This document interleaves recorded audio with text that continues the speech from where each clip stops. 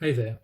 Listen, do you experience a lot of work-related stress? I mean, maybe not extreme stress, maybe not the kind of stress that's making you ill, but enough stress that it's draining your energy and perhaps stopping you from really enjoying your work to the full. Well, look, responsible work can be stressful, and I know that because I've been there too. I've had highly responsible work, and I've brought my work home, and I've not rested properly because of it. So I do understand this. But this is what makes it critically important that everybody has a high quality self-care routine. And notice that the key phrases there are high quality and routine. Such a routine is replenishing, and it also makes you more emotionally resilient. Now, at the end of this video, you're going to have some great ideas about how you can build up your own high quality self-care routine. And hang around to the end as well, because as usual, I've got a free offering that I would love for you to accept, which I also think will be really useful to you.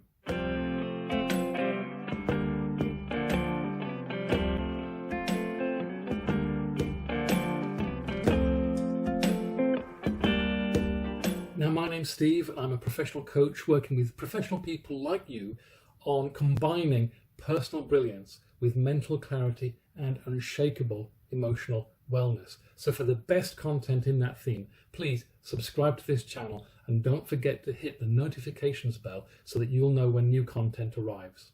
Now, as I mentioned, I have been there myself. I've been there in the stressful job, successful but stressed and on the verge of burning out sometimes, although I never quite got that far.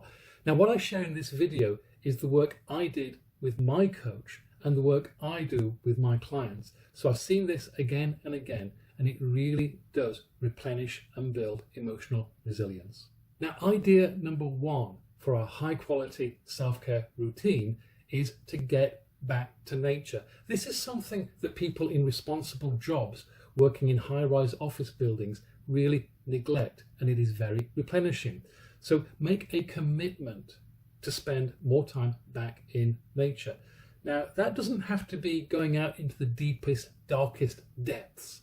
You can do this quite close to home. Your own garden may suffice, a walking park may suffice. And I also understand that at the time that I'm recording this video, outdoor movements are of course restricted because of the coronavirus incident. But there are still other ways that we can engage with nature. Perhaps we can see it out of our window, to look on videos, look on television programs. There are some wonderful nature programs on television. There are wonderful videos out there on the internet which allow us to really re-experience nature and engage with it. Idea number two is to make positive, deliberate use of stillness and silence. Never underestimate the restorative power of stillness and silence. On my group events, and indeed in personal coaching too, I often ask people to close their eyes and experience complete stillness and complete silence for 1 minute. Now, to really busy people like us in responsible jobs, 1 minute of complete stillness and silence feels like 5 because we're so not used to it. We're so used to being busy in our heads. Now, one of the biggest objections I hear from people when we're talking about building high quality self-care routines is, I don't have enough time. I'm sorry, but you do need to make time if you're going to make this work. But also, you cannot tell me that you cannot find 1 or 2 minutes in your day to experience stillness and silence. But it must be pure. This isn't sitting in front of a television. This isn't sitting in a chair fiddling with your phone. There has to be no distractions. To do this properly, go into a dark room on your own with no distractions, no phone, no noises, and be still and silent for a few minutes. And you might be surprised about how restorative and clarifying that is. By the way, I'm really interested to know what you do have in your self-care plan, or what you have created for your self-care plan that I might not cover in this video. If you're okay with sharing it, please leave it as a comment. I'll read all your comments and I'll reply to as many as I can. Now, number 3 is to do your recreational activities. Now, again, the common objection is, I haven't got time. work is too important. But I'll say this to you, if you think your work is too important for you to take time out for self-care, then it's too important for you not to. So make the decision that this is important enough that you're going to do something about it, and make sure you do your recreational activities. Now, I do understand that sometimes in a responsible job, you do have to put the job first and suspend your recreational activities. But don't keep doing it. Don't keep making the excuse. Sometimes you have to, but make sure you do fit this in.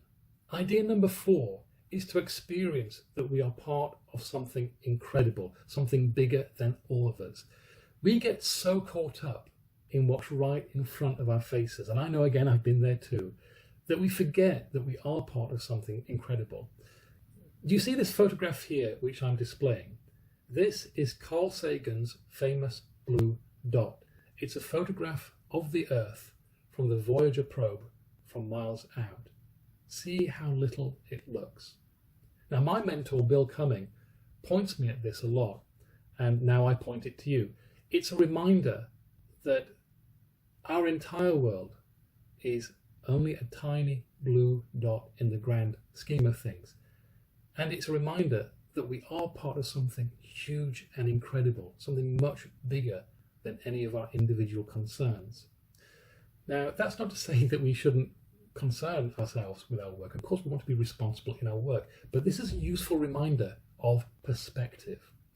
It's these big scale reminders, like the blue dot picture, that can really shift our perspective. So just look around you, look at the incredible things that we are part of, the incredible system that we participate in, and it's very grounding. And idea number 5 in creating a high quality self-care routine is to apply the same level of commitment to that routine as you apply to other things. I've commented a few times in this video about how we make excuses about not having enough time. That's really a cover story for I am not making this important enough. So this is my challenge to you. Are you prepared to make this important enough that you are going to do something about it? And are you going to commit to putting these things into your routine? Because if you're not prepared to make that commitment, then don't blame anybody else if you can't get the results. Now, I do appreciate that there are conflicts and pressures, and you are always going to be asked to give up your time for your responsible work, and sometimes you have to do it. But don't keep doing it. Make the decision that this is important enough that you are going to do something about it. Now, if you'd like to explore how we could create results together in this theme, I would certainly love to hear from you. You'll find my contact details in the pinned comment below this video. There are many levels at which we can work together, from private coaching through to group events to even free offerings.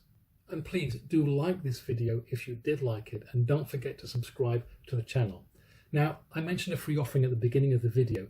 If you go down to the pinned comment below this video, you'll find a link which will give you access to my free guide to mastering stress in the moment, so that you can be the calm in the storm and perform better under pressure.